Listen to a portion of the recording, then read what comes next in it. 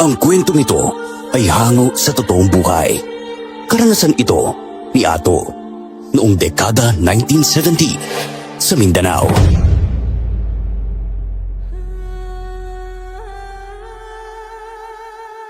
Magsasaka ang trabaho namin ng kaibigan ko. Isang araw, pinatawag kami sa ibang bayan upang mang-opera ng niyog. Dahil iyon lang din ang aming pangkabuhayan, kahit medyo malayo ay pinuntahan namin. Doon pala sa lugar na yun, muntik na kaming mamatay ng aking kaibigan. Ako nga po pala si Ato, at ito ang aking kwento.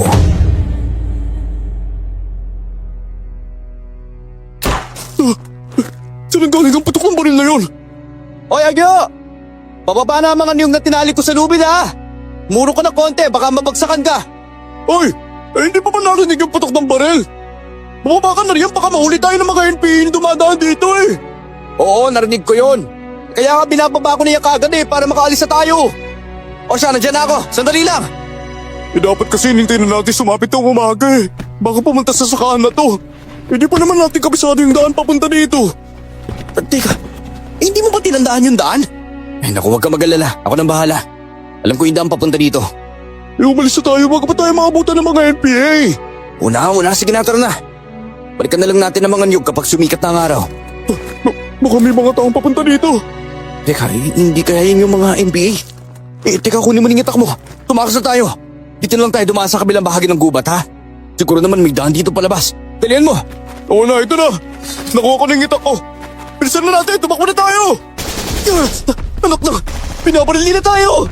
Ano ba yan? Sinabi ko na kasi sa'yo kanina eh. Nahintayin na lang natin sumapit yung araw. Ikaw yung nagdesisyon eh. Tignan mo yung nangyari sa atin. Di ba, huwag ka naman isi. Bilisan mo na lang yung pagtakbo dyan. Yung laki-laki pa naman ng katawan mo. Baka matamaan ka ng bala.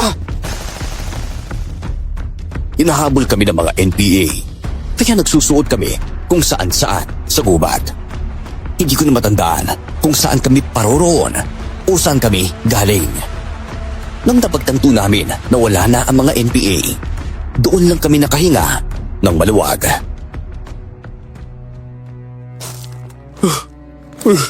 Saan tayo paparoon yan? Nako, mukhang delikado ata ang naligaw tayo.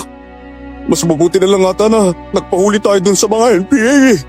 Di sana ikaw na lang ang nagpahuli sa kanila. Hindi ko naman nakalain na makakaligtas tayong dalawa eh. Grabe ang bigat ng katawan pero ang bilis mong tumakbo ah. Ako pa ba? May takot din naman ako sa patok ng baril eh no? Ay nako, kawawa naman ang mga nahuli ng mga NPA kanina. Siguro mga babae yun. Alipinin nila at sasaktan habang nasa kanilang poder. Oo nga eh. Kung may magagawa lang sa anak ko eh, ililigtas ko sana yung mga nahuli. Kaya lang, matatakotin din naman ako. Ay, mabuti pa maglakad na lang tayo. Maglakad pa tayo. Baka sakali may makita tayong pwedeng madaanan palabas sa gubat eh.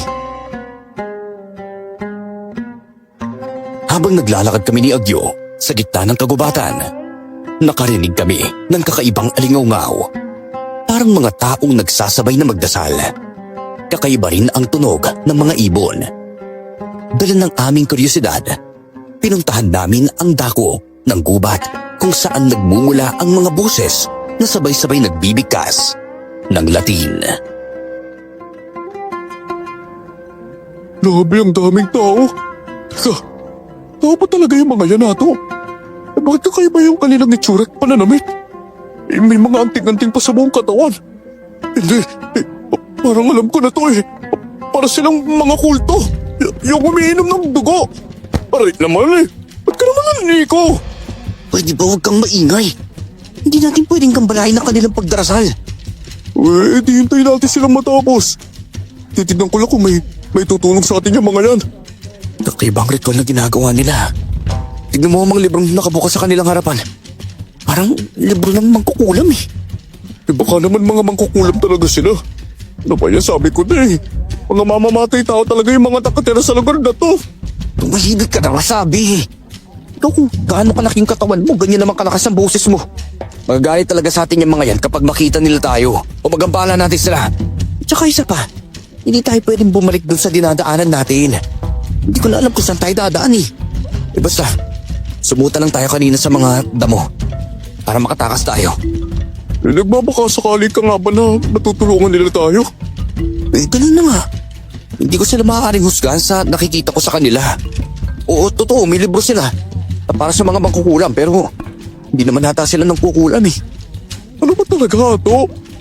Basta hintayin na lang natin na matapos ang kanilang ginagawa. Matagal bago matapos ang kanilang ritual. Sa tingin ko, para bang may inaabangan sila sa kagubatan. Nag-aalay sila ng kani-kanilang dugo. May bata at matandang nandoon. Mayroon ding dalagita at binata. Sa tingin ko, iisang tribo silang lahat. Ang kanilang boses ay namumuo mula sa hangin at napakasakit sa tenga kung pakikinggan lang. Grabe, para akong mabibingi sa boses sila, Ato. Kaya nga eh, parang may kakaibang lakas ang kanilang mga boses. Oo, at mukhang nagbubulong lang sila pero dinadala ng hangin ang kanilang mga bulong eh.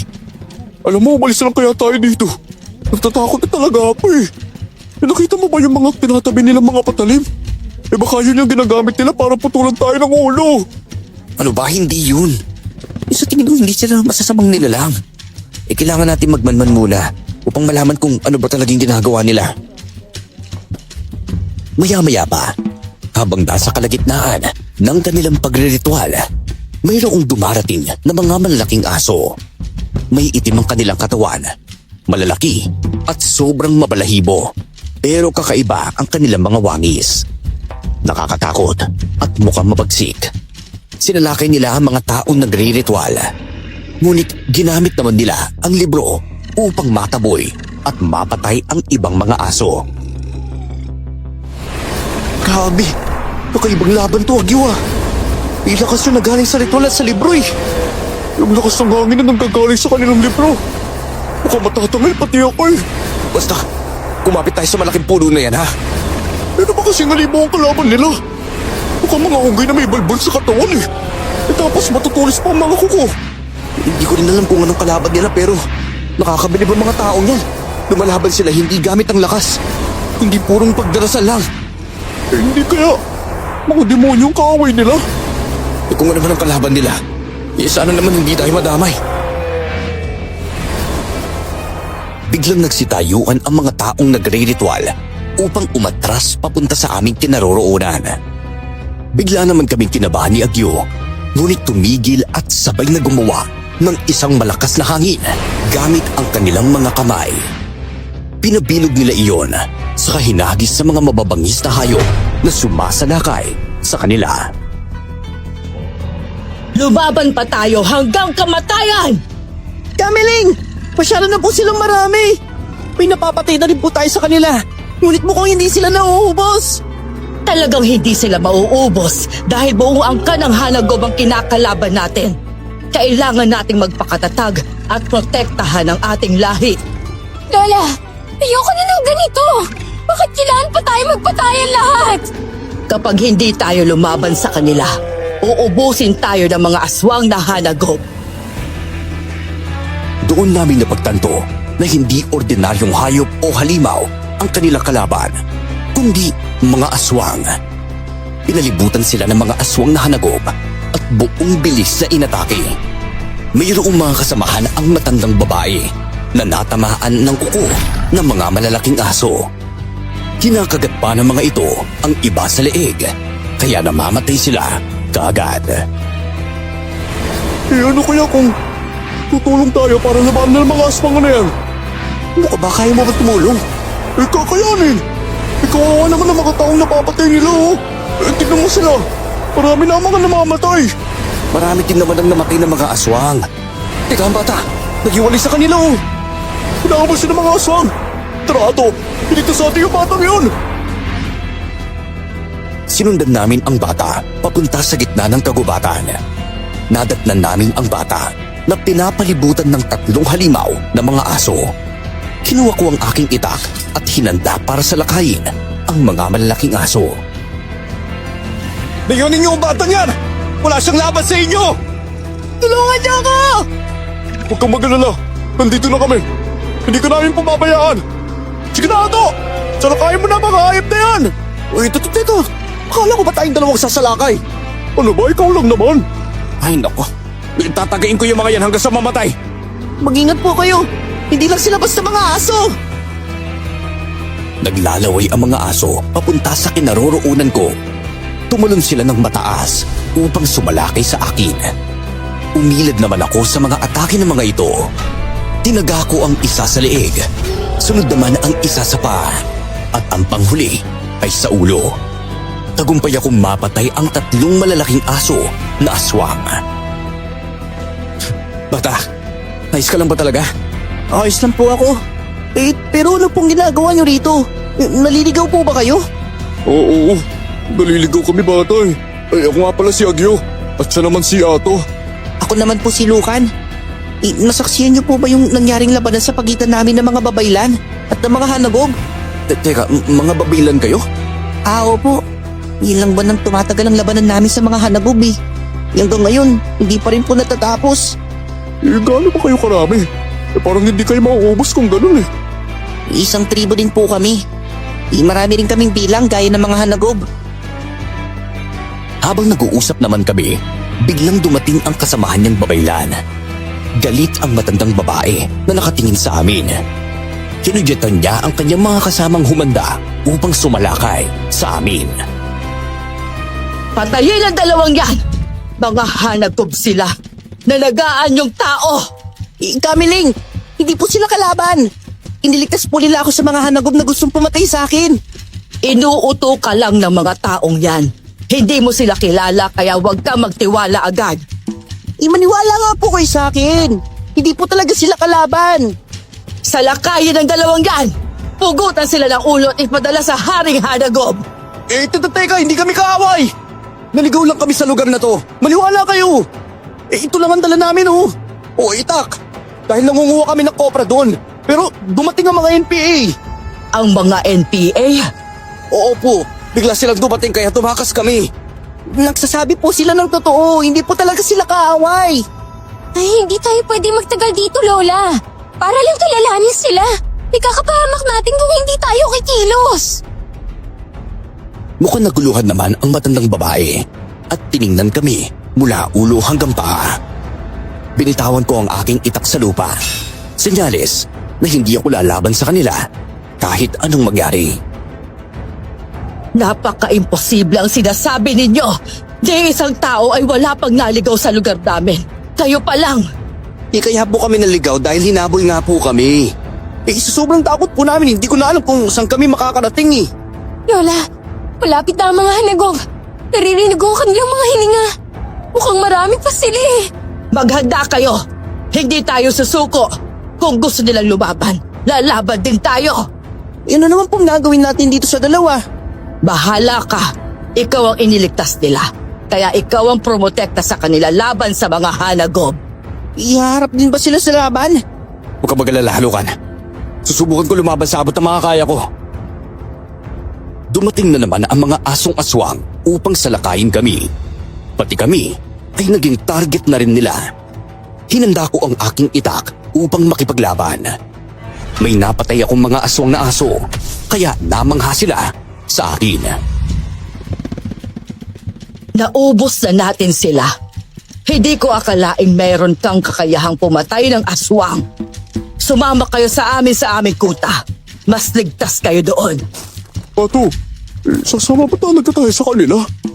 Paano pala kung... Hindi kami masasamang tao. Igaya ninyo, makikipaglaban lang din kami sa aming buhay upang hindi mapatay ng mga masasamang nilalang na yan. Yan nga ba kasi ang dahilan ng paglalaban ng 2 angkan? Ay, wala na nga panahon para mag-usap pa tayo dito. Kung gusto niyong mabuhay, sumama kayo sa akin. Pero kung ayaw niyo, di wag, magpaiwan kayo. Wala na kaming panahon para magpaliwanag sa inyo. Mga tao hindi naman namin kilala. Malaki ang utang na loob natin sa kanila dahil iniligtas nila si Lucan. Kung hindi nila yun ginawa, baka patay na ang batang yan. Kaya nga po, kung makapagsalita naman tong apo niyo, parang walang utang na loob eh. Gusto mo bang tapusin na kita, ha? Oo, teka, tama na yan.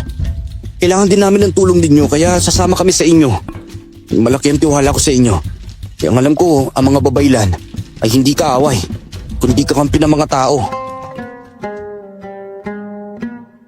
Mahina akong kinurot si Agyo sa tagiliran upang hindi na siya kumontra.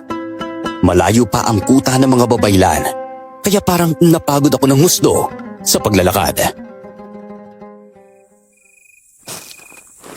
Pwede bang magpahinga na muna tayo kahit saglit lang? Malayo rin kasi yung lugar na nilakad namin eh. Papunta sa lugar kung saan namin kayo naabotang nagre-ritual. Saan ba talaga tayo galing? Taylaga ba o Kanluran? Hindi na namin alam.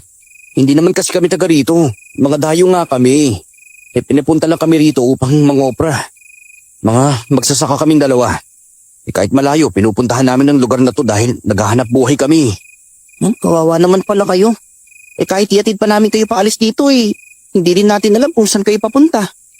Ay nako, Lukan. Huwag mo nang sayangin ang oras mo. Para lang ihatid ang mga dayong yan. Magpapahinga muna tayo kung yan ang gusto ninyo. Ilang minuto lang naman ang pahingang ibinigay sa amin. Kaagad din kaming umalis dahil sa takot na masundan sila ng mga hanagob. Nang makarating kami sa kanilang kuta, doon pa kami mas lalong namangha ni Agyo. Marami pa silang nandoon. May gumagawa ng ritual sa isang gintong ninuno na may mga palamuti sa katawan. Bakit sila nagsasamba sa gintong yan? Para sa aming mga babaylan, hindi lang basta ginto yan. Mahalaga yan sa amin. Hindi yan Diyos namin. Tinatawag nila mga kaluluwa ng mga sinaunang babaylan na matagal nang namayapa. Ginagawa nila yon upang gabayan kami sa pakikipaglaban sa mga hanagob. Akala ko ba naman Panginoon ninyo ang ginto? Ay, Lukan. Doon mo na sila patuloyin sa higaan mo, Opo. Elsita, kailangan mong bantayan ang mga dayo. Kayo ni Lucan ang gagawa doon. Dinala natin sila dito sa kuta para mailigtas at matulungan sila. Pero hindi ibig sabihin doon na buo na ang tiwala ko sa mga dayo. Nauunawaan po namin. Maraming salamat po talaga sa pagpapatuloy sa amin dito sa kuta po ninyo Walang anuman. Sige na, Lucan, dalhin mo na sila sa higaan mo. Unang gabi na nakitulog kami sa kanilang kuta, maayos naman ang lahat. Mabait na mga babaylan at maayos makitungo sa amin. Si Elsita ay madalas na natutulog doon kung nasaan kami upang magbantay sa aming mga kilos. Oh, sumabay na kayo kumain sa amin. Nakahanda ng pagkain sa labas, Salamat talaga, Elsita. Kung may kailangan kayo, sabihin niyo lang sa amin. Basta't kaya ko, hindi ako magdadalawang isip na tumulong. Oo nga naman. Sabihin niyo lang sa amin kung may ipapabuhat kayo mabibigat na bagay Si Ato na yung bahala doon. Teka, nakala ko ikaw. Tinuturo mo na naman pala sa akin.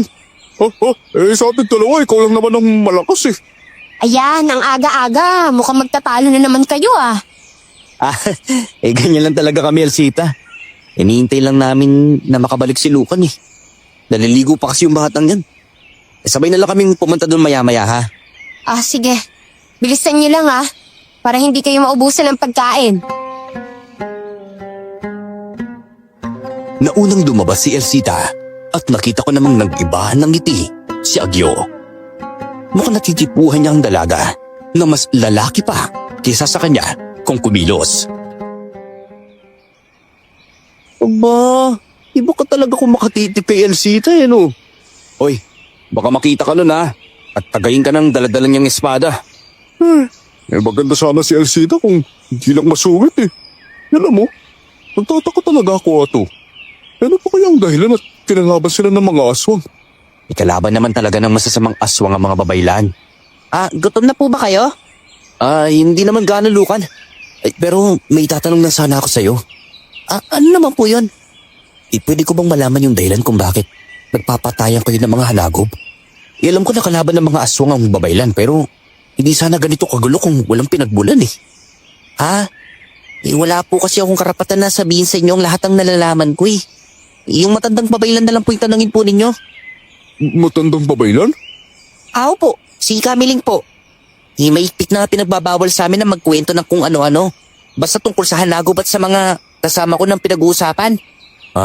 Hindi ba kaya mo na. Huwag mo nalang magitin ang tanong ko Nakakaya naman kasi. Baka isipin nilang masyado ako nakikialam. Iwag po, mabait po si Kamiling. Hindi ko nga maunawaan kung bakit dinidiin nila siya sa nangyari. Dinidiin? Saan naman? Basta po, may kakaiba kasing nangyari kaya nakikipaglaban kami sa mga hanagob. Kapag hindi kami lumaban, maubos po ang aming lahi. Hindi kami itinuring na iba ng mga babaylan sa kanilang kuta. Masasabi ko na tunay silang mababait. Bukod sa pagiging mabait nila, binabantayan na rin nila kami upang hindi masaktan ng mga hanagob. Nagpaalam akong umalis kay Lucan upang pumunta sa kawayanan. Nagreklamo pa si Agyo dahil maraming lamok.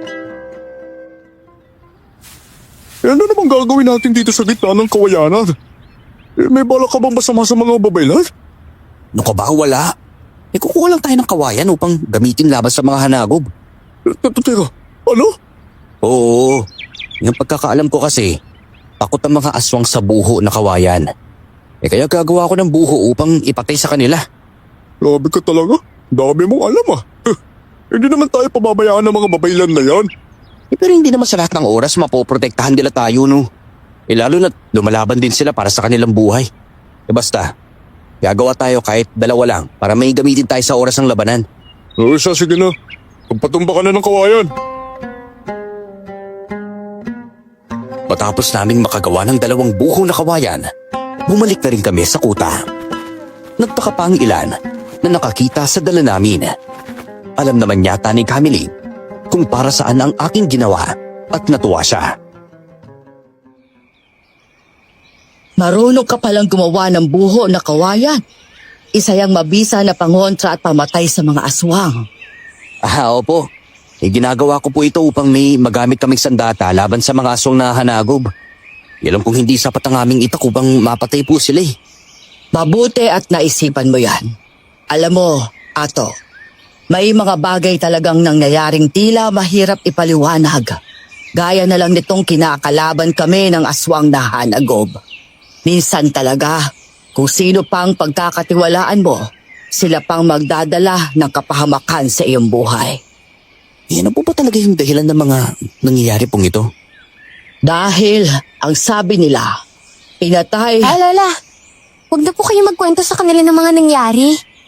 Hindi naman natin alam kung mapagkakatiwalaan yung mga yan eh. Teka. Hindi pa sapat ang pagtira namin dito para masabi mong mapagkakatiwalaan kami? Ano ba yan? Basta. Hindi kong malaman niyo ang lahat ng nangyayari sa aming lahi, no? Napabuntong hininga ang matanda at kaagad itong tumalikod. Nang sumapit ang gabi, tahimik na ang lahat. Kami naman ni Agyo ay nasa loob lang ng pahingahan. Sina Lucan at Elsita ay naroon sa silid ni Camiling dahil may mahalaga silang pag-uusapan. Nagpapahinga na kami ni Agyo nang biglang nasira ang bintana. Isang nilalang ang pumasok. Isang hanagob na napakabagsik tignan. Sinalakay niya kami ni Agyo, kaya mabilis kong kinuha ang buho na kawayan. Anak ng... Tulong! Mga babaylan! Tulungan niyo kami! Mukhang may kakaibang ginagawa ang babaylan, kaya hindi nila tayo naririnig. Isanin ninyo ang kuta ng mga babaylan para hindi kayo madamay sa mga nangyayari! Kung aalis kami, saan naman kami pupunta ha? Wala na kaming ibang pupuntahan. Tinutulungan kami ng babaylan at binibigyan ng matutulugan. Kung ganoon, papatayin ko kayo at gagawin pagkain! Yan ang utos ng aming pinuno! Diyos ko! Nakakatakot! Hindi ko na alam kung paano ko lalaban! Hindi kami nang dadamay ng mga taong walang kinalaman sa nangyari. Ngunit kapag kuwampi kayo sa mga babaylan, kaaway na rin ang tingin ko sa inyo! Mabilis sumalakay ang nilalang sa amin. Ngunit nakailag naman ako. Natamaan si Agyo ng malakas niyang pag-atake. Kinalmot niya si Agyo at sinakal sa leeg, sabay hagis niya sa lalaki, palabas ng bintana. Malakas ang pagbagsak ni Agyo sa lupa. Parang nayanig ang kubong kinatatayuan ko. Ikaw naman ang isusunod ko! Hayop ka! Walang kinalaman ng kaibigan ko sa gulong namamagitan sa inyo at sa mga babaylan! Wala kang karapatan saktan siya! Pero may karapatan akong saktan ang sino man gusto ko!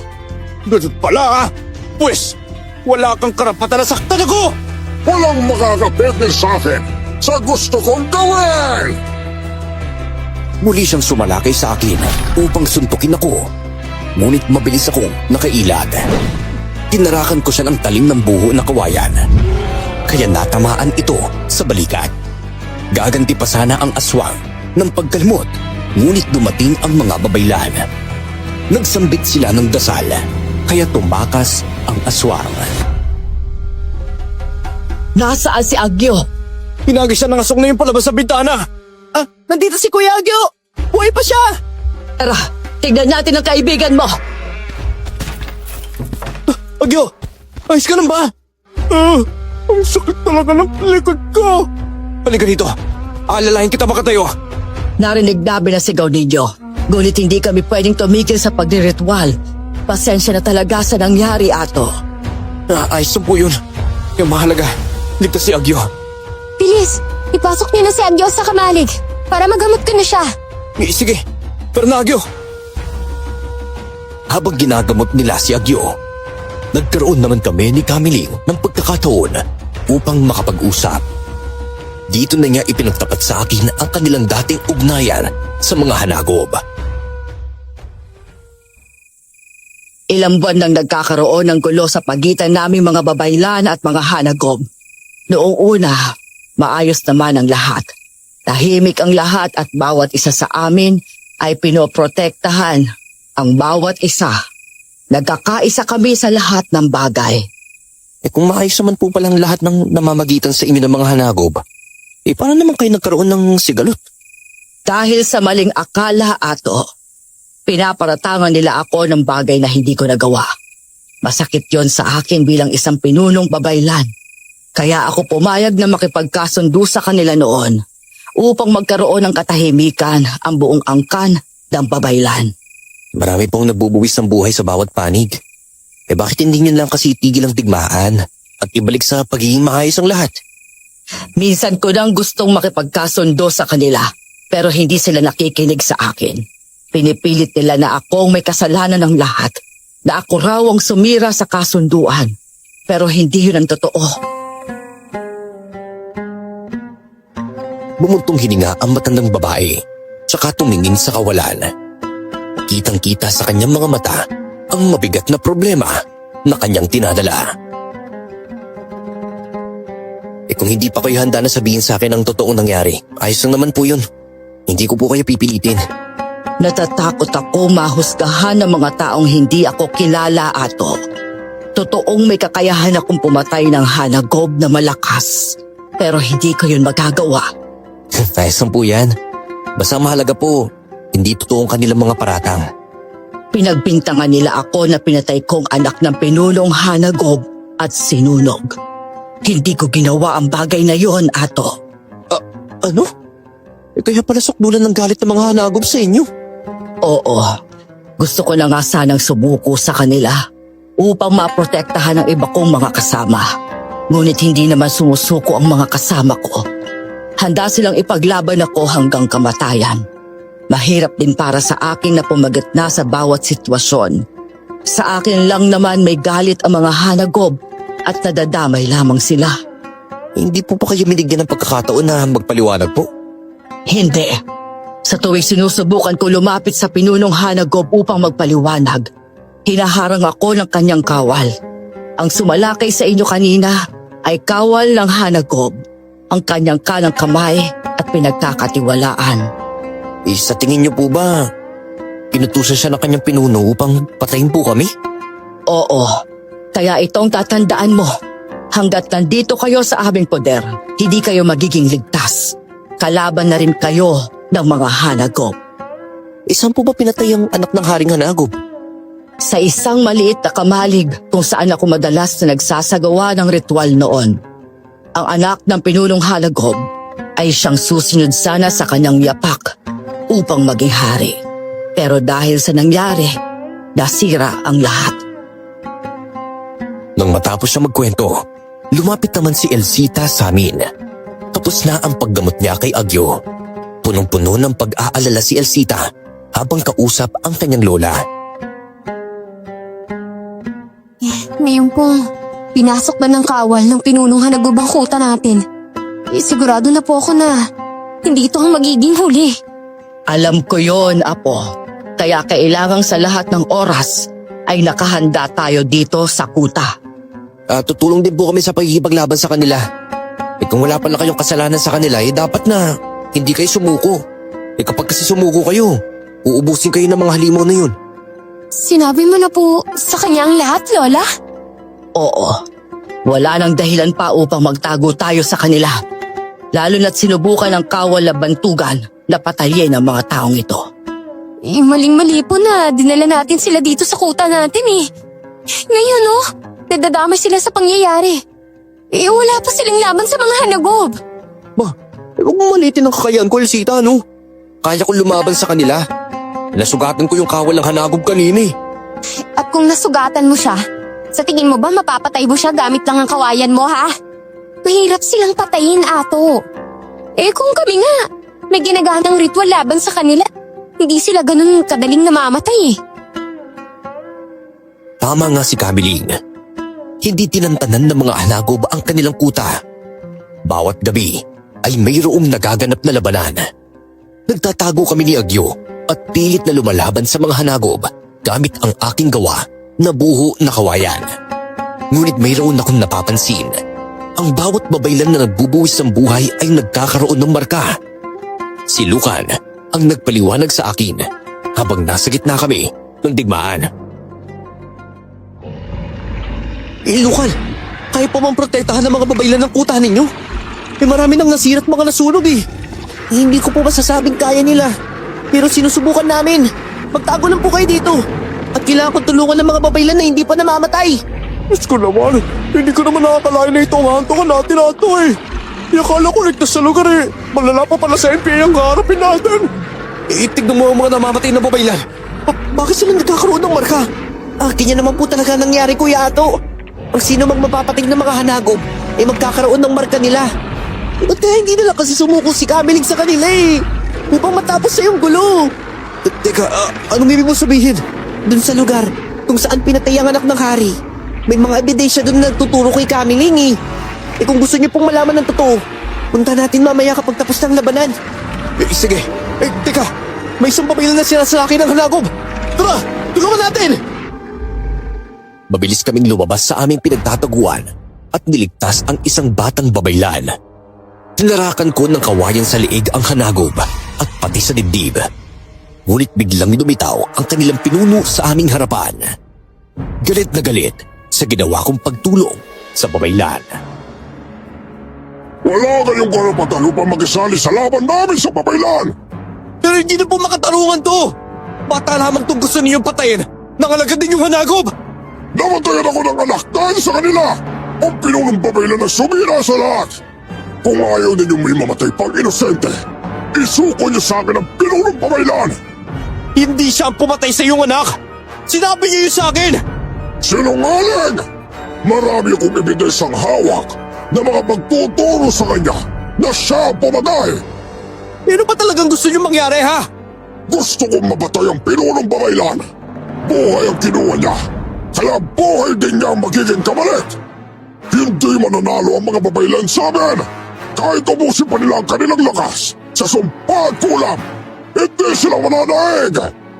Pinapangako ko, wala akong papanigan. Alam kong wala ako sa lugar para mangialam eh. Pero, hayaan niyo kung tuklasin ang katotohanan. Kung may kinalaman nga si Kamiling sa nangyari. Hindi ko may papangako na ititigil ko ang digmaan sa kanila na sila mismo ang nagsimula. Patuloy ang pagtanak ng dugo hanggat hindi ko napapatay ang babaylang babae.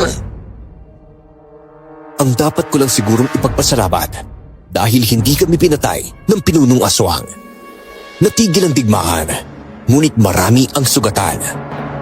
Doon ko niyaya si Lucan na samahan kami papunta sa Kamalig kung saan pinatay ang anak ng pinuno. Kaya lang po, bawal nilang malaman na pupuntahan natin ng Kamalig Huwag na natin sabihin sa kanila. May maalam ako sa bagay pagdating sa mga krimen eh. Baka sakaling makatulong ako upang matapos ang sigalot sa pagitan ninyo mga babaylan at mga hanagob. Hindi na lang ako siguro ako sasama. Paano naman kung may mga nakaabang doon ng mga aswang?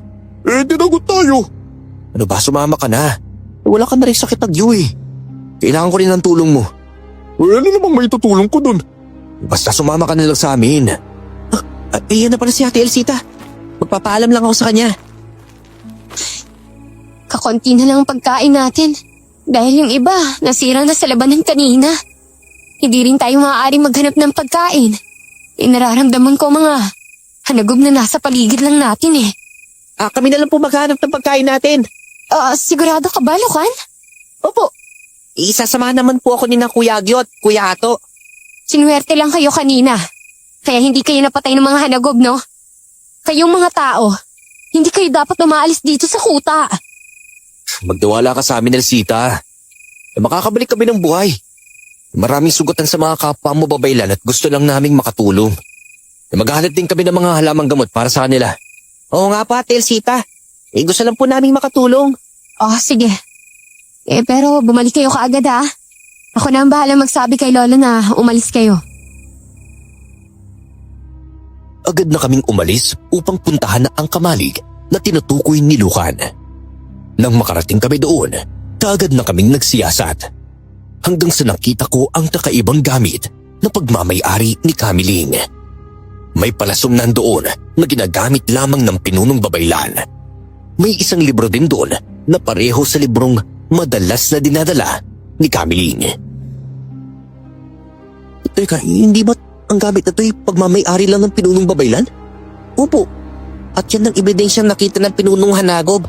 Kaya siya nagalit ng husto. Yung mga hanagob ay may sariling babaylan. Sinasabi ng babaylan na ang pumatay sa anak ng hari ay siyang ritual ng pinunong babaylan. Hindi pong maaaring mag-imbento ang babaylan nila. Kung ganun, ibig sabihin nito, siya talaga ang pumatay. Alam ko pinagbabawal ni Kamiling na hawakan ang kanyang mga gamit eh. Lalo na't palasot ang kanyang libro. Opo, kaya nga po kami. Kahit kinakampihan namin siya, nandun pa rin po yung pagdududa namin. Hindi lang po kami nagsasalita dahil ayaw naming magkawatak-watak ang magkalahi eh. Yung malala pa po dun, sinunog ng ritual ang katawan ng anak ng hari. Ano? Sinunog ng ritual o sadyang sinunog lang talaga? May kakayahan po si Kamiling na sunugin ang katawan ng mga hanagob gamit ang kanyang sariling ritual. Kung sa tingin nyo siya ang pumatay, bakit hindi kayo kumikilos? Bakit hindi nyo siya isuko sa mga hanagob para hindi na madadagdagan pa yung namamatay na inosenteng babaylan? Kaya lang po kasi walang kumikilos eh. Dahil papatayin din kaming lahat ng mga hanagob. Sinabi po yan ng pinunong sandayo. Wala siyang ititira sa dugo ng mga babaylan. Kahit sino namang ama, magkakaroon talaga ng sukdulang galit sa pumatay sa kanyang anak eh. Lalo na't may kasunduan. Pero hindi nasunod. Kaya nga po, nauunawaan namin ng pinunong hanagob. Wala rin po kaming magawa kundi lumaban para sa aming mga buhay. Marami pang mga bakas ang naiwan sa kamalig na makakapagturo kay Kamiling na siya nga talaga ang pumatay sa anak ng hari. Kahit hindi ako kalahi ng babaylan at hanagob, gusto kong gumawa ng hakbang upang matapos ang digmaan sa pagitan nila. Ato, makamalalim ang iniisip mo ah. Teka, huwag mo sabihin, may gagawin ka para mapahamak ka mga pinunong babaylan. Kung siya nga talaga yung pumatay kailangan niyang pagbayaran yun, no? Nakikita mo ba yung mga batang nagbubuwis ng buhay dahil sa kasalanan niya? Kawawa naman sila. Kailangan nila ng tulong. Hindi tayo pwedeng manatili dito sa kuta ng mga babaylan na wala man lang tayong gagawin. Ay, Ato, huwag ka nga makisali sa gulo nila. Baka yung pa nga talaga yung kapahamak natin eh. Hindi ko nga mo ako na lang ang gagawa. Ano? Oo. Basta ako, buo na yung desisyon ko. Kung buhay lang di Kamiling ang gusto nila, ibigay na sa kanila. Hindi ko alam kung tama o mali ang desisyon ko. Pero sa kagustuhan kong makatulong sa mga babaylan, gumawa ako ng paraan upang makipag-ugnayan sa kawal ng hanagob. Wala ring magawa si Agyo kundi sumama sa akin sa kagubatan. Nagbabaka sakaling makakaharap ko ang kawal upang makausap siya. Ilang gabi na tayong umiikot sa labas ng kuta ng mga babaylan pero baka walang pag-asa na makita natin ang mga hanagob. Baka naman nagpapahinga rin sila sa ngayon. Kung marami silang sugat ng babaylan, marami na siguro ang sugat na sa kanila. Ang kinakatakot ko lang. Baka dumating ang punto na may makatuklas sa gagawin natin eh. Basta mag-ingat tayo. Tsaka, nag-iingat naman talaga tayo. Kaya imposibleng may makaalam. Lahat ng kasinungalingan sinasabi natin sa mga babaylan, may silbi naman yun upang payagan lang nila tayong umalis. Kaya nga eh. Sa tingin mo ba, walang utak yung mga yan? Raulo ka ba? Basta, magdadala na lang tayo palagi ng mga halamang gamot para hindi sila magduda. Babalik na tayo sa kuta ng mga babaylan kasi. Wala na yata pag-asa na darating ang mga hanagom ngayong gabi eh. Sumang-ayon naman ako sa sinabi ni Agyo, kaya kumuha muna kami ng mga halamang gamot sa kagubatan. Nang pabalik na kami, hindi namin inaasahan na may nakaabang sa aming mga hanagob. Pinamumunuan sila ng kawal at gusto kaming patayin. Wala kayong ligtas sa amin ngayong gabi. Walang babaylan na darating upang tulungan kayo. Teka. Inaabahan ko talaga makita ka eh. Hindi dahil gusto ko ng gulo, kundi gusto ko makipag-usap. Kapagit naman ba ako makikipag-usap sa isang mahirang nilalang? Mga gaya mo! Ang pinunong babaylan lang naman na sadya mo, hindi ba? Ganito, paano kung ipagkaloob ko sa iyong pinunong babaylan? Hindi ka papapayag doon? At ano naman ang gusto mong kapalit? Ang kaligtasan ng iba pang babaylan. Maraming inosente ang nadadamay dahil sa ginagawa ninyong pagsalakay. Kung mapapatay ninyo ang pinunong babaylan, titigil na ba kayo nun? Oo, titigil kami. Kung ganun, mag-usap tayong dalawa. Alam ko na ikaw lang ang may kakayahan upang patay ng pinunong babaylan. Sobrang hirap para sa akin na ang magdesisyon. Ngunit sa tingin ko, ito ang tama. Pinigil pa ako ni Agyo sa aking gagawin. Hindi ako nakinig sa kanya at nakipag-usap ako sa kawal ng hanagob. May kakayahan ka naman nata na maging wangis tao habang kausap ako, hindi ba? Bakit hindi mo ipakita sa akin ang tunay mong itsura? Sige, magpapakilala ko sa'yo. O ngayon na nakita mo na ang wagis ko. Ano ang susunod mong gagawin? Sa kuta namin, may makikita kang kamalig na may kulay pulang tela. Yun ang silid ni Kamiling. Ngunit hindi mo siya maaabutan doon bandang 6:00 ng gabi. At saan naman siya pumupunta? May ritual silang ginagawa para sa kanilang kaligtasan laban sa inyo. Pwede mo siyang puntahan doon bandang 9:00 ng gabi. Dahil yun ang oras ng kanilang pahinga.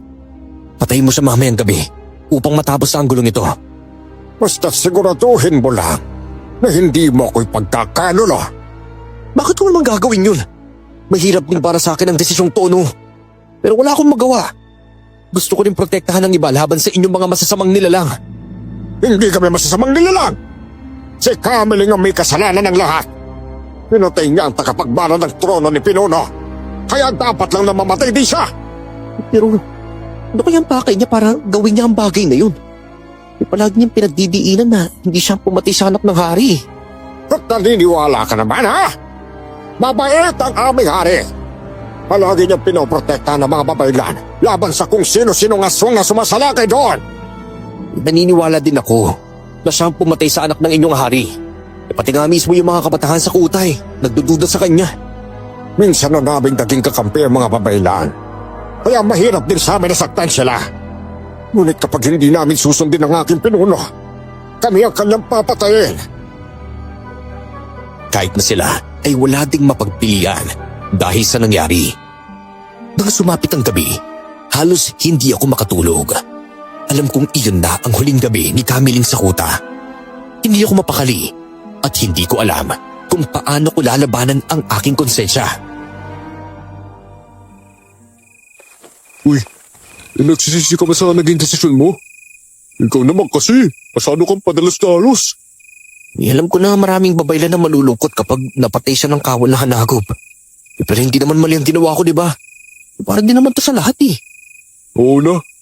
Kahit sino may pagdududa sa matandang babae na siya talaga yung pumatay.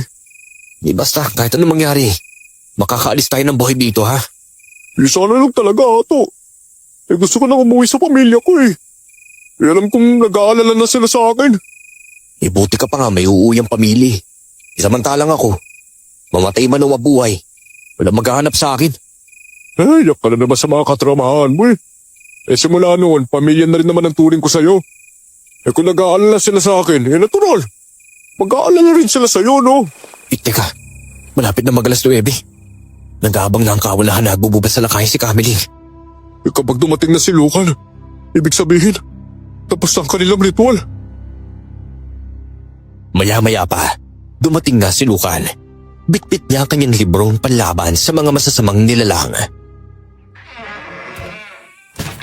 Oh, hindi pa rin po kayo natutulog?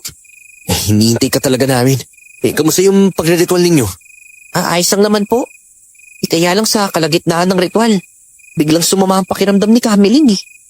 Malakas yung kutob niya na may masamang mangyayari sa kanya. Ganun ba yun? Kapag sumama yung pakiramdam ng isang tao, may masamang mangyayari sa kanya? Kami po kasi mga babaylan, nararamdaman namin kung kailan kami mapapahamak. Baka makahanagom na naman yung maging daylan upang mapahamak si Cameling eh. Ganun ba? Mabuti pa, magpahinga na tayo. Kung talagang walang kasalanan si Cameling sa nangyari, Diyos na ang bahala sa kanya. Pero kung may pagkakamali nga siya, talagang kailangan niya pagbayaran, alang-alang sa inyong mga kabataang babaylan. Nakatulog kagad si Lucan ng gabing yon. Hanggang sa may narinig akong malakas sa sigaw mula sa kamalig ni Cameling. Hindi iyon boses ng matandang babae, kundi boses ni Elsita. Teka, mukhang mapapahamak pati si Elsita. Ang usapan lang namin, si Cameling lang ang papatayin niya. Punta kaya natin. Huwag na, Hagyo. Malalaman nila ako naglaglag sa matanda kapag dumating tayo doon. Basta hayaan na lang natin ang mga babaylan tumulong sa kanila. Ano pong nangyayari? Bakit parang may narinig akong boses na sumisigaw? Baka may nangyayari kay Cameling Kasama niya si Elsita. Ano? Baka sinasalakay sila ng hanagob. Pupuntahan ko sila. Teka, wag! Bakit naman po? Baka mapahamak si Ate Elsita. Ayoko na po muna kayo. Hindi namin napigilan si Lucan at mabilis siyang tumakbo palabas ng kamalig. Sumunod na lang din kami sa kanya.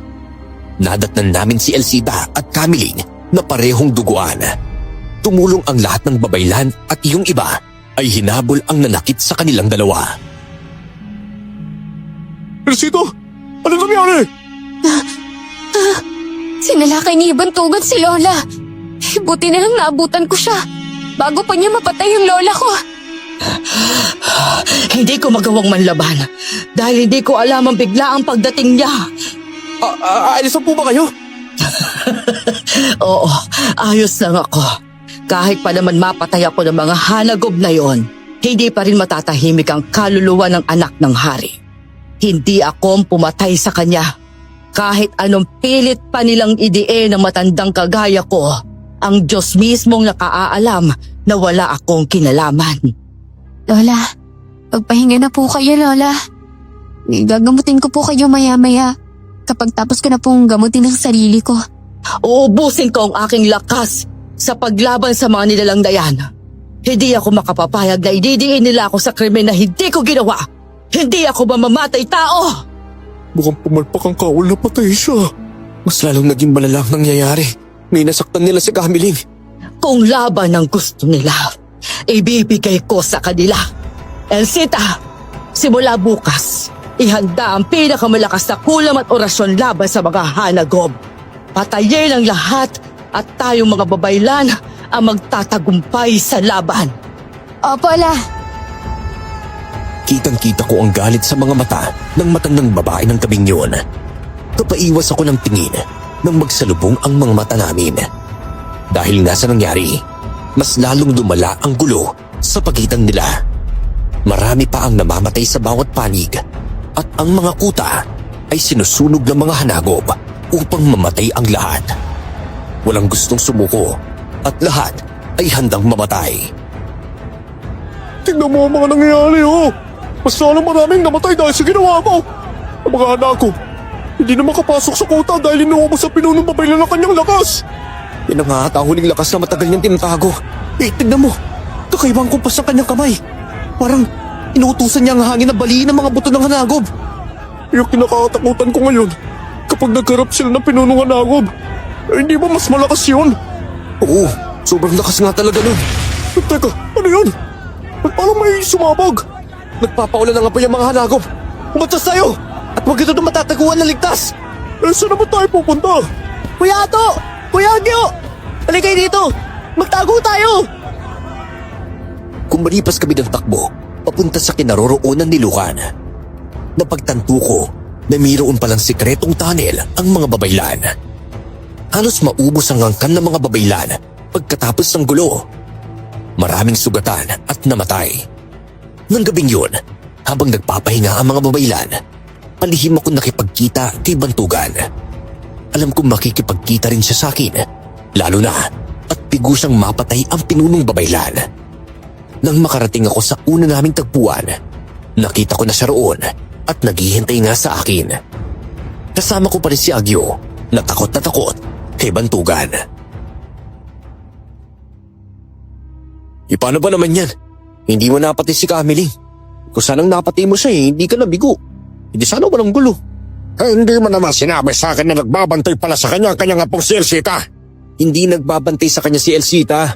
Sadyang malakas lang ang kanyang pang-amoy. Paano ba naman? Nakakaramdam din siya na kung mayroong masamang mangyayari sa isang tao Lalo sa mga tao nakapaligid sa kanya. Ato, hindi titigil ang gulo hanggat nabubuhay ang matandang babae na yan. Meron din kaming pamilya na pinoprotektahan. Marami na rin nawala sa amin na ito. Kaya nga binibigyan na kita ng pagkakataon upang mapatay siya. Pero ikaw nga tong nabigo, di ba? Marami rin nang namatay sa mga inosenteng babaylan. May mga bata at mga kababaihan na walang kakayahang lumaban. Masakit pa rin sa loob ng hari habang pinagmamasdan ng bangkay ng kanyang anak. Pinagmamasdan? Teka, hindi pa nila nililibig ang bangkay ng kanyang anak? Hindi. Dahil gusto niya, bago niya ilibing ang kanyang anak, kasabay ng pagpatay niya sa matandang babae. Nako, kung makikita mo lang sana ang katawan ng anak niyong pinuno, maiintindihan mo kung bakit niya piniling makipagdigmaan sa mga babaylan. Habang nagsasalita si Bantugan, nakikita ko ang lungkot sa kanyang mga mata. Alam kong hindi rin nila gusto ang digmaan. Ngunit dahil sa kagustuhan ng kanilang pinuno, wala silang magawa kung hindi ang sundin ito bilang mga alagad. Pwede mo ba akong dalhin sa lugar kung saan tinatago ng pinuno ang kanyang anak? Pwede rin naman. At makita mo ang kalagayan ng katawan ng kanyang anak. Pero, may tiwala ka ba sa akin? Wala namang dahilan para hindi kita pagkatiwalaan, di ba? Bumalik ka na sa kuta. Ako na lang ang sasama sa kanya. Ano namang idadahilan ko sa kanila? Kung sakaling magtanong sila tungkol sa'yo. Basta gumawa ka na lang ng kwento. Ako nga. Kasama na lang ako sa'yo upang makita ko rin yung bangkay. Hayaan mo na siya kung gusto niya sumama. Umalis kami sa tagpuan upang tahakin ang daan papunta sa sentro ng mga hanagob. Ang sentrong iyon ay lugar kung saan nila tinatago ang anak ng pinuno. Mayroong nakabantay na mga hanagob para walang ibang makakapasok. Pero nilinlang naman sila ni Bantugan. Tagumpay kaming nakapasok sa sentro nang walang hadlang. Tinanggalan ni Bantugan ng tela ang katawan ng anak ng pinuno at halos hindi ako makapagsalita nang makita ko ang bangkay. Tignan mo ang ginawa ng pinunong babaylan sa anak ng aming pinuno. Tignan mo ang mukha niya. Sinunog dito at nilapnos ang kanyang buong katawan. Diyos ko, paano? Para ito nagawa ng pinunong babaylan. Tsaka, paano sila nakakasigurado na anak nga siya ng hari gayong hindi makilala ang kanyang mukha? Dahil sa marka nito sa dibdib, tignan ninyo. Kahit naagnas pa ang bangkay, hindi maagnas ang marka nito sa dibdib. Inabanggit din sa akin ni Luca na may kakayahan nga ang magsunog ng katawan ng hanagob ang pinunong babaylan gamit ang kanyang ritual. Naku po, totoo nga yata na siya ang pumatay at nagahas ng inosente sa harap ng kanyang mga kapwa babaylan. Kung alam nyo lang, mabait ang aming pinuno. Hindi niya ipapatay ang mga babaylan sa amin kung hindi tama kanyang kuto. Isa pa, isang babaylan din na nagsabi na si Cameling ang pumatay sa kanya. Kaya siguro siya nagtagumpay na mapatay ang anak ng pinuno dahil nagtiwala ito sa kanya. Minsan talaga, ang makakapatay sa atin ay ang pagtitiwala sa maling tao no? Tama ka. Kailangan na nating umalis. Pinapangako ko sa iyo, Bantugan. Gagawin ko ang lahat upang ipaalam sa mga kapwa niya babaylan ng ginawa niya. Naku, ngayon pa lang nagpapasalamat na ako. Ipaparating ko sa pinunong Hanagob ang tulong na gagawin para sa amin. Bumalik na kami sa kuta at lahat ay nagtataka dahil hating gabi na kaming nakarating. May dala kaming mga halamang gamot upang maiwasan ang kanilang pagtatanong. Dumiretso kami sa kamalig ni Lucan at nandoon ang bata na nag-aabang sa amin. Bakit ngayon lang po kayo dumating? Bakit? May nangyari ba? Naghahanap kami ng mga halamang gamot eh. Yun lang yung magagawa namin upang matulungan ng kapwa mo babaylan. Wala naman pong nangyaring kakaiba. Kaya lang marami na sa mga babaylan ang nagtataka sa mga kilos po ninyo eh. Ginagawa ko na lang po yung lahat upang mapagtakpan po kayo sa kanila. Naku, maraming salamat, Lucan ha. Iaminin nyo man po hindi. Pero alam ko pong nakikipagkita kayo sa kawalan si Bantugan. Kayo din na may kasalanan kung bakit sinalakay niyo si Kamiling, no? Teka, alam mo? Opo. Alam ko pong lahat. Alam niyo ba? May sikreto po kasi yung lalaking yun eh. Kung totoong matapat siyang kawal, bakit kaya siya umalis at palihim na nag-i-eskapo sa gitna ng laban? Ano? Teka, nakita mo ba yun? Opo. Hindi lang po isang beses kundi marami na yun. Parang ayaw niyang mamatay sa laban eh. Pero bakit? Hindi ko siya napapansin sa oras ng laban dahil nagtatago ako eh. Basta po. Sa susunod na laban, abangan niyo po siya ha. Tsaka mag-ingat po kayo sa pagtitiwala sa kanya. Pagkaumaga nun, bigla na namang sumalakay ang mga Hanagob na tila ba wala lang sa kanila ang namatay na kasamahan. Mas lalong lumala ang nangyari. Ang lahat ng may sugat ay kanilang pinapatay ng walang habas. Hindi dumadating ang pinuno sa labanan, kundi ang mga alagad lang nito ang kanyang inuutusan. Kailan pa ba tayo makakaalis sa lugar na to? Alas araw-araw na lang na nagtatago tayo para mabuhay eh. Makakaalis tayo dito kapag nalaman natin ang totoo. Dahil sa sinabi ni Lucan, napapaisip ako na baka hindi si Kamiling ang pumatay sa anak ng Haring Hanagob eh. Ano? Kung gano'n di sino? Yun ang malalaman natin. Akin ang dalawang buho ng kawayan. Kailangan natin tumulong sa pagpatay sa mga Hanagob. Sige, tutulong na lang tayo. Tol, hindi naman natin alam kung hanggang kailan lang tayo dito eh. Mga aswang na Hanagob, tasali kami sa laban! Napatingin sa dako namin ang mga halimaw na tila naguguluhan. Alam ko ang kanilang iniisip. Wala kaming kakayahan upang patayin sila. Binunot ni Agyo ang kanyang itak upang sumalakay sa mga Hanagob. Ganoon din ang ginawa ko. At ang dalawang Hanagob na natarakan ko ng buho na kawayan ay namatay. Tinaga ni Agyo ang isang Hanagob na gustong sumalakay kay Elsita. May kakayanan naman pala kayong lumaban eh. Tinaga ko siya upang maligtas ka. Kaya dapat ka magpasalamat sa akin oh. Ano ba, magsitigil na nga kayo? Papalapit na naman ng mga halimaw! Paubusan na to ng lahi! Hanggat humihinga ako, hindi ako magpapatayag sa kanila! Laban ko laban! Sabay kaming tatlo na sumalakay sa mga aswang na Hanagob. May iilang halimaw na napapatingin lang sa tuwing may napapatay kaming kasamahan nila. Nakita ko si Bantugan na nakatitig at hindi gumagawa ng kilos upang sumali sa laban. Binabantayan ko siya kung totoo ang sinasabi ni Lucan. Nakikipaglaban ka sa kanila pero doon ka nakatingin sa dulo. Sino pa binabantayan mo doon ha? Si Bantugan, tulungan mo ako magbantay sa kanya ha. Kapag nakikipaglaban ka, kailangan ang mga mata mo ay dapat nakatutok din sa kanya. Oo na, sige na. Visit kasi mga halimaw na to eh. Hindi na uubos at parang wala na isang may balak na sumuko. Basta matatapos din ang gulong to, Agyo. Sana nga talaga. Upang tumahimik na buong angkan. Tirik ang araw, pero ang lakas ng mga halimaw.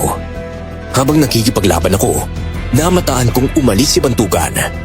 Niyaya ko si Agyo na sundan ang lalaki. Nagpaalam kami kay Elsita, kaya labis ang kanyang pagtataka dahil iniwan namin sila sa gitna ng labanan. Hindi na ako nagbigay pa ng paliwanag. Ang gusto kong malaman ay matuklasan kung may lihim si Bantugan. Nakarating kami sa tabing sapa sa pagsunod sa kanya. Sa isang malaking puno, nakita kong may hinila siya doon nakabaong. Teka, tao ba ang laban ng kabaong na yan? Sa tingin ko, oo. Tinan mo siya, halos hindi mapakali oh. May lihim nga talaga sa bantugan. Anong gagawin natin? Aatakin ba natin siya? Wag. Iswerte tayo kung siya ang mapapatay natin eh. Pero paano kung siya ang makakapatay sa atin? Kailangan nating malaman kung anong laman ng kabahong na yan. Sige, hintayin na lang natin na makaalis siya para makita ang laman niyan. Ay naku, bakit ba tagal mong magbahas? Kahit anong gawin ko pagsulog sa katawan mo, buo ka pa rin! Ginawa ko ng lahat pero hindi ka pa rin talaga nasisira! Sa susunod na araw, kapag binalikan pa kita dito at buo ka pa, mapipilitan na akong ianod ka sa rumaragasang tubig ng sapa! Teka, kinakausap niyang laman ng kabahong ah. Posibleng bang kay Gaya na pinatay niya at gusto niyang magnas upang hindi siya mahuhuli? Binalik niya sa puno ng malaking kahoy ang kabaong at kaagad na umalis. Dali-dali namang kaming lumapit sa puno at kinuha ang kabaong. Nakita namin ang isang bangkay ng lalaki, pati puno ang katawan at may kakaiba sa bangkay. Mayroon pang marka na nagpapahiwatig na isang hanagub din ang pumatay sa kanya. May balahibong nakakapit sa kanyang katawan, isang malaking ebidensya na walang ibang pumatay kundi ang kalahi niyang hanagob. Kahit hindi ko pa nakikita ang anak ng hari ng mga hanagob, sigurado akong ito na siya. Kung ganun, si Bantugan mismo ang pumatay sa kanya. Narito na ang ebidensya mo, kaya sigurado ako doon. Bakit niya kaya ito ginawa? Bakit niya nagawa patayin ang anak na kanyang pinuno? At paano niya nagawang hindi si Kamiling sa lahat ng nangyayari? Sigurado ako na pinag-isipan niya ang bagay nito bago gawin. Ang bangkay na naroon sa sentro ng mga hanagob ay hindi tunay na anak ng kanilang hari. Anong plano mo ngayon? Makikapagkita ka ba sa hari? Oo, kailangan niya malaman ang totoo upang matigil na ang labanan. Dalhin natin ang bangkay at itago. Dapat tayo lang ang makakaalam ng bagay na ito, ha? Sige, gagawin natin yan. Tara na, buhatin na natin ang bangkay. Doon na natin iiwan ang kabaong na ito sa likod ng kuta. Walang mga babaylan o mga hanagob ang makakalapit doon kasi nasunog na ang bahaging yun. Oo, tara na, dalhin na natin. Ngayon na nahuli ko na ang tunay na kriminal, sinigurado kong mananagot siya. Maraming buhay ang nagbuwis dahil sa kanyang kasinungalingan. Awang-awa ako kay Kamiling dahil ako mismo ay hinusgahan ko siya. Grabe, ang galing talagang magpanggap ni Bantugan na yun. Nung huling nag-usap kami, umarte pa siyang nalulungkot eh. Dahil pala siya rin ang may kasalanan ng lahat. Niloko niya tayo, pati ang kanyang buong angkan at ang angkan ng mga babaylan. Nakawa ko sa kanila, Hato. Kung hindi pa natin natuklasan to, hindi pa ata matatapos yung gulo eh. Kaya nga tayo gumagawa ng hakbang para tapusin ang gulo bago umalis. Hindi natin may iwan ang lugar na to na walang ginagawa para magbati sila eh. Basta matatapos na rin ang kalbaryo ng mga babaylan. At matatapos rin ang pagkamuhi ng mga hanagob sa mga babaylan. Grabe, alam mo talaga, Hato. Nagtataka ako kung bakit natin to ginagawa eh. Hindi naman natin sila kaano-ano pero bakit nagpupuwis na buhay sa kanila? Bakit tayo tumutulong? Hindi ko na nga rin alam eh. Basta ang alam ko lang. At ang gusto ko, mailigtas sa mga inosenteng babaylan. Nakakaawa naman pagmasa ng mga batang namamatay eh. Matapos naming madala sa likod ng kuta ang bangkay, bumalik na kami sa kinaroroonan ng mga babaylan. Doon ko na kinausap si Kamiling tungkol sa kanyang libro at palaso na natagpuan sa loob ng kamalig kung saan pinatay ang anak ng hanagob. Ang libro at palaso ko ay ninakaw sa akin. Walang ibang makagagamit noon kundi ang babaylan din na kagaya ko. Eh di kung ganun, walang kakayahan ng mga hanagob na gamitin ang mahika ng libro. Wala. Bakit mo naman naitanong yan sa akin, Ato? Hindi kaya ang pumatay sa anak ng hari ay mismo babaylan nila. Gamit ang iyong libro at mga palaso. Yun nga rin sanang ipaliliwanag ko sa hari ng mga hanagob. Kaya lang, ayaw niyang makinig sa akin. Nauubusan na ako ng panahon na magpaliwanag dahil gusto ko na protektahan ang mga kalahi ko. Ang hari at ang pinungnubay, iisa lamang? Oo, hari ang tawag namin kay Sandayo at ang mga hanagob naman, pinuno ang kanilang tawag sa kanya. Kamiling, darating ang araw na papakinggan ka ng mga hanagob. Patawarin niyo ako sa mga nagawa ko sa inyo. Pinagsisisihan mo bang pinagkalulong mo ako kay Bantugan? Hindi ko alam kung paano mo natuklasan ng kataksil ang ginawa ko pero... Opo, sising-sising ako at nagpapasalamat ako sa Diyos dahil hindi kayo namatay. Mabuti naman kung ganon. Akala mo ba hindi ka sinubaybayan ni Elsita nung nakipagkasundo ka kay Bantugan? Alam naming lahat yun, pero kinausap ko sila na huwag kang sasaktan. Alam ko na nagawa mo ang bagay na yon para maprotektahan ang mga kalahi ko. Patawarin niyo po talaga ako. Mamayang gabi, kabilugan ng buwan, ito na yata ang huling paghaharap ng Hanagob at ng Babaylan. Kung kaninong angkan ang mananalo ay mapalad. Malas naman ang angkan na mauubos. Gagawa po ako ng paraan upang walang patayin na maganap mamayang gabi. Niyakap ko ang matandang babaeng Babaylan sa labis na pagsisisi. Bago pa man sumapit ang dilim, gumawa kami ni Agyo ng plano. Lahat ng plano namin ni Agyo ay lingid sa kaalaman ng mga Babaylan. Ginawa naming sekreto ang gabay na iyon upang gulatin ang lahat. Lumabas ang bilog na buwan at ang langit ay naging kulay dugo. Senyales na may masamang mangyayari sa gabing yun. Nagtitipon ang mga Babaylan sa labas ng kuta. Hinihintay ang pagdating ng mga Hanagob. Ito na ang huling gabi ng paghusga. Patawarin ninyo ako kung nang dahil sa akin, nararanasan ninyo ang mga ganito. Gusto kong akuin ang lahat, ngunit ayokong mamatay ng walang saysay. Kamiling, gusto ko lang pong malaman. Namin lahat, kung totoo po bang wala po kayong kinalaman sa nangyari? Bilang kabataang Babaylan, ako na lang po ang boboses. Walang lakas ng loob ang iba pang Babaylan upang magsalita eh. Hindi akong pumatay sa anak ng Haring Hanagob. Wala akong kinalaman sa mga nangyayari. Alam kong wala ako sa lugar upang magsalita. Pero, totoong walang kinalaman si Kamiling sa nangyayaring pagpatay sa anak ng Haring Hanagob. Kami mismo ni Agyo ang nagpapatunay noon. At anong patunay ang mapapakita niyo sa amin? Bilang apo ng pinunong Babaylan, masakit para sa akin na pagbintangan niyo kami ng aking lola. Ngunit dahil sa mga nakitang ebidensya, nawalan ako ng tiwala sa kanya. Mamaya, maghintay kayo. Kapag darating na ang mga Hanagob, saka ko ilalabas ang ebidensya na wala nang kinalaman si Kamiling sa mga nangyari.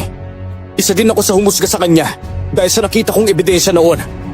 Pero napatunayan namin ni Agyo na inosente siya. Nagtaka naman ang mga Babaylan sa sinabi namin.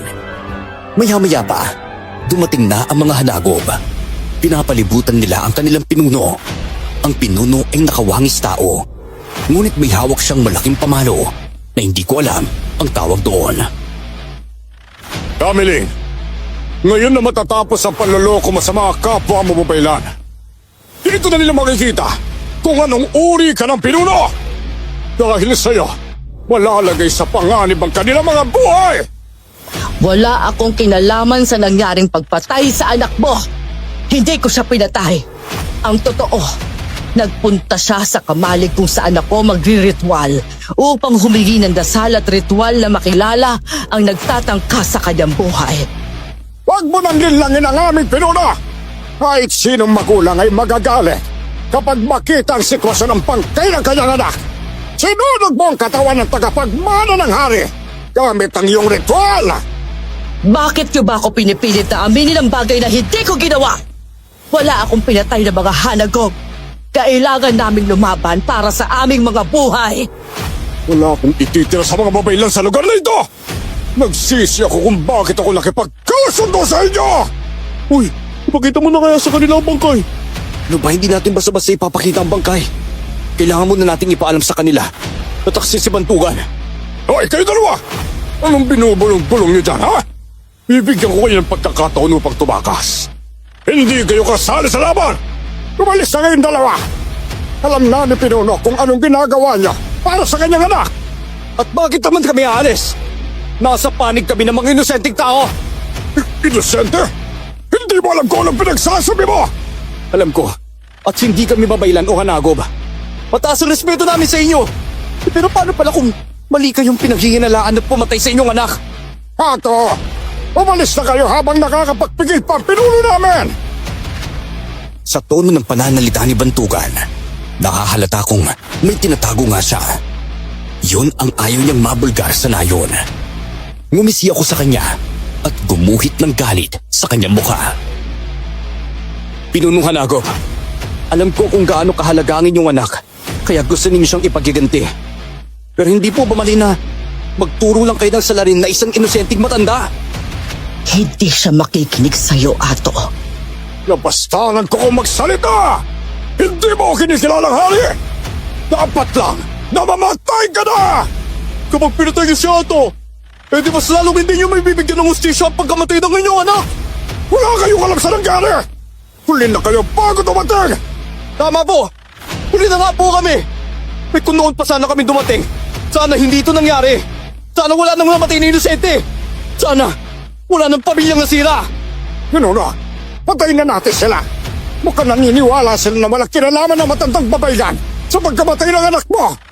Alam nyo, kaya naging ganyan ang inyong pinuno dahil binibirog mo ang kanyang ulo! Ba't hindi mo tanangin si Bantugan kung sinong pumatay sa iyong anak? Anong sinasabi ni Batugan? Hindi ko lang pinuna! Pinugulo lang nila ang ating isipan upang maprotektahan ang bungang ka ng babaylan! Malas mo lang! Dahil hindi ako naniniwala sa mga taong hindi ko kilala! Kung iaharap ko sa kanya ang bangkay ng anak mo sa'yo, maniniwala ka na ba sa akin? Nang sinabi ko yon, napatigil ang mga aswang na Hanagop at babaylan. Pati ang pinuno ay naguguluhan.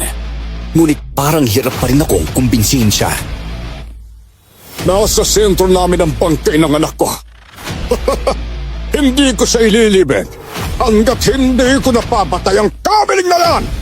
Hindi bangkay ng anak mong naroon sa iyong sentro! Teka lang po ha, ipapakita namin sa inyo. Ginagawa namin ito para wala nang mamatay sa inyong lahi at sa lahi ng mga babaylan! Teka, anong pinagsasabi mo? Nasa amin ang katawan ng anak ng Haring Hanagop. Ano? Pero paano yun nangyari? Nasa sentro nila ang katawan ng kanyang anak. Eh wag mo na kayo maglaban ha! Hintayin niyo kami makabalik at dadalhin lang namin dito ang katawan ng anak ninyo, Haring Hanagop! Napakuyom ng kabao ang Haring Hanagop. Umalis na kami ni Agyo upang kunin ng bangkay. Pinuhat naming dalawa ang kabaong at dinala sa harapan ng babaylan at Hanagop. Binuksan namin ang kabaong. Maraming naguluhan at nagulat sa kanilang nakita. Ang anak ni Haring Hanagop. Hindi! Bakit ang siya nakagawa ng anak ko? Ginamitan niyo ba ako ng mahika? Upang sa tingin ko, anak ko ang laman ng kabaong na yan! Tama po kaya! Pinuna, ginamitan nila ng mahika ang bangkay upang paniwalain kayo. Hayaan ninyo akong patayin ng mga taong yan! Sige, Bantugan! Subukan mo lumapit.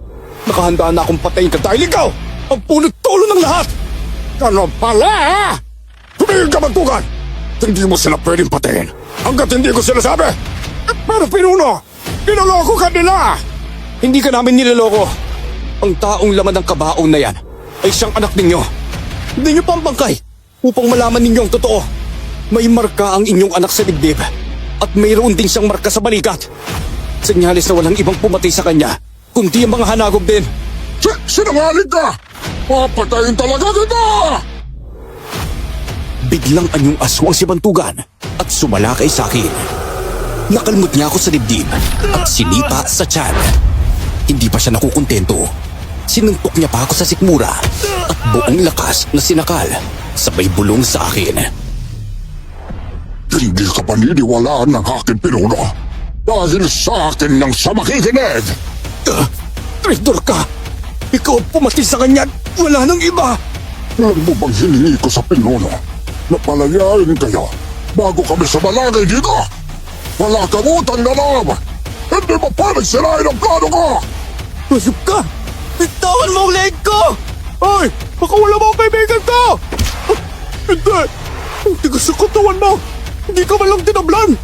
Kamay ko talaga kayong papatayin! Ikaw at ang kaibigan mo! Pinahaba niya ang kanyang mga kuko upang dukutin ang puso ni Agyo. Ngunit biglang lumapit ang pinunong Hanagop. Hinuli ng pinuno ang kanyang kamay at buong lakas na itinulak si Bantugan palayo sa amin. Teka! Bakit hindi natin sila bigyan ng pagkakataon na magpaliwanag?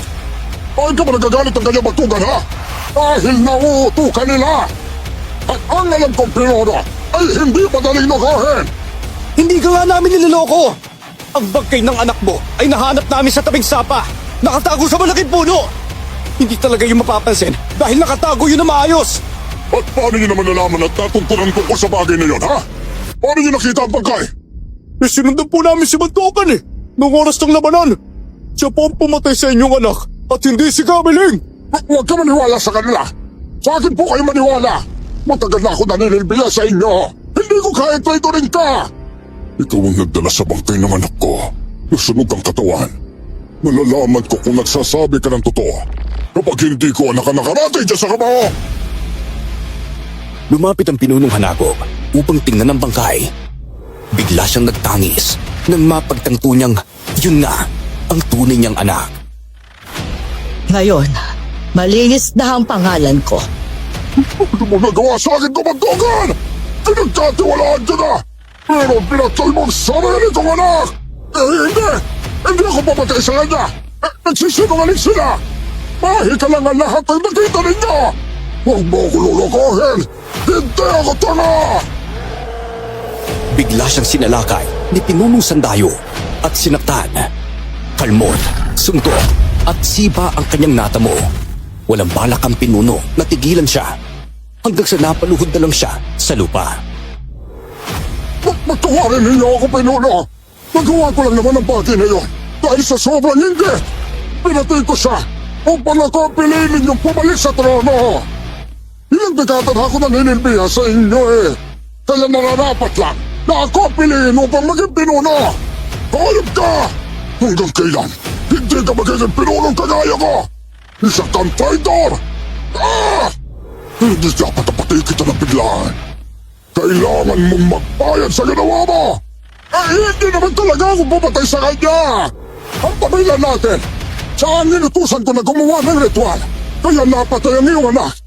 Tinamit siya ang bahika at mga palaso na ninakaw ko sa silid ni Kamiling! Sinusumpa ko. Ikaw ay susunugin ng isang itim na sumpa dahil sa pagtatraidor mo sa akin! Maski ang kaluluwa mo ay hindi matatanggap sa impyerno! Pinuno! Ano yun ang laban? Huwag ninyo ako susunugin! Dapat nang napatayin niyo siya dahil siya ang dahilan kung bakit kayo nasaktan. Siya ang dahilan kung bakit maraming namatay na mga nananahimik na mga babaylan. Nagwala si Bantugan habang sinusunog ng apoy ang kanyang katawan na nagmula sa kapangyarihan ng Pinunong Hanagop. Unti-unti siyang natupok hanggang sa nilipad ng hangin ang kanyang mga abo. Isang kabayaran sa kasinungalingan at krimen ng pagkamatay niya. Nakikiramay ang buong babaylan sa nangyari sa iyong anak, Haring Hanagop. Pagkatapos sa mga nangyari, nagawa pa ninyo magarami sa akin. Magalit kayong lahat ng mga babaylan at patay kaming mga hanagop. Hindi namin magagawa ang bagay na yon. Pinapanindigan namin ang ating kasunduan na maging matapat sa isa't isa. Mapapatawad niyo pa ba ako? Oo naman. Mga tao lang naman kami, kaya wala kaming karapatang hindi kayo patawarin. Halos hindi matigil ang pagtangis ng Pinunong Hanagop habang yakap-yakap ang totoong katawan ng kanyang anak.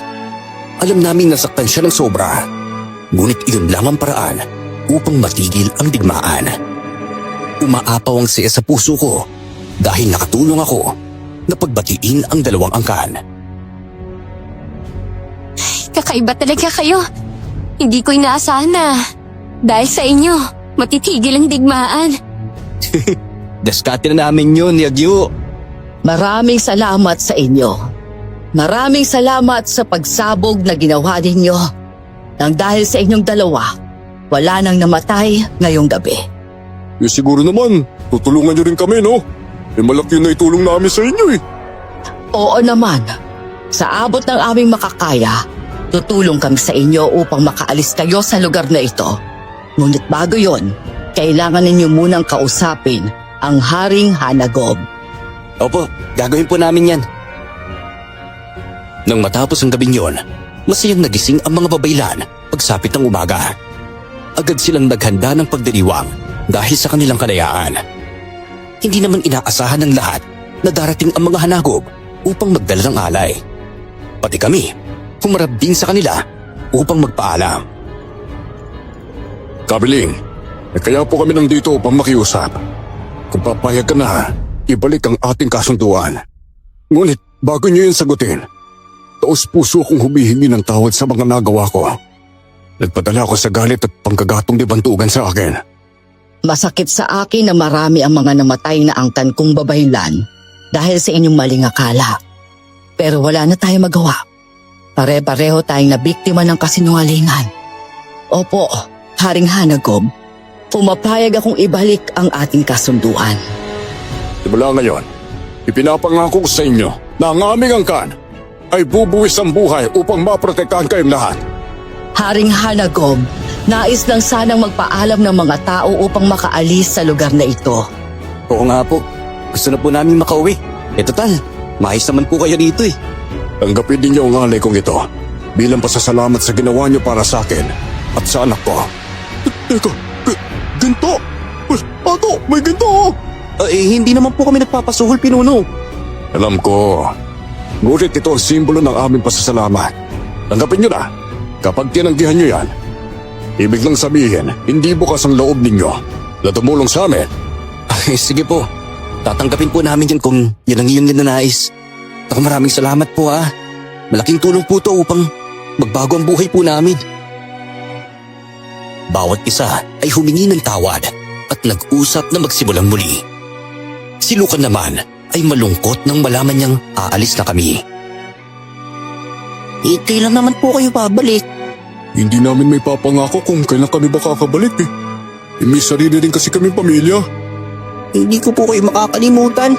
Habang buhay ko pong tatanimin isang malaking utang na loob ang ginawa ninyo para sa aming mga babaylan. Ato, Agyo, mag-iinit kayong dalawa.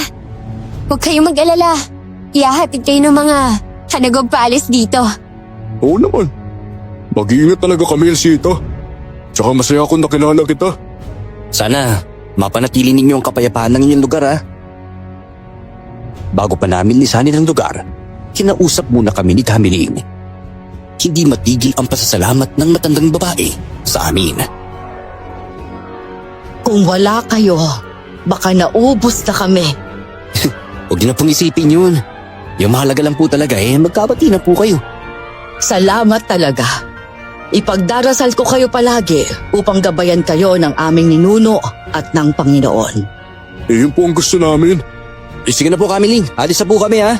Nawa po, mapanatili po ninyo ang kapayapaan sa pagitan ng Hanagob at ng mga babaylan hanggang sa susunod na henerasyon. Umalis na kami sa baryong iyon. Tagumpay kaming nakalabas ng kagubatan at may dala pang ginto. Masaya ang mga kaibigan namin na nakabalik kami ng buhay. Ang nangyari sa gubat na iyon ay ginawa naming aral na hindi lahat ng masama ay tunay na masama at hindi lahat ng nagpapakita ng kabutihan ay tunay na mabuti. Ginamit namin ang ginto upang magbagong buhay.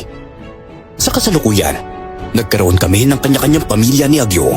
Nagkaroon din kami ng negosyo at maayos na ang aming buhay. Hanggang dito na lang po ang aking kwento. Maraming salamat po at more power sa inyong channel.